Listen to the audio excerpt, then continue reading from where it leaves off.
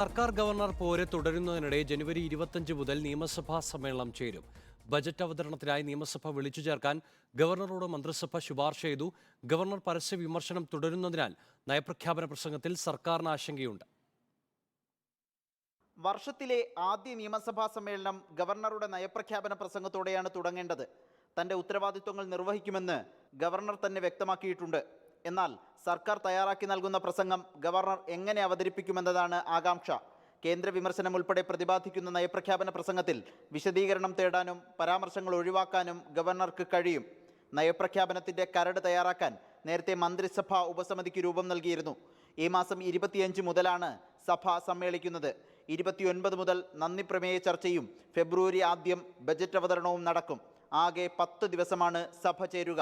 Youth Congress അധ്യക്ഷൻ രാഹുൽ മാങ്കൂട്ടത്തലിന്റെ അറസ്റ്റിനെ തുടർന്നുണ്ടായ രാഷ്ട്രീയ വിവാദങ്ങൾ സഭയിലുമെത്തും.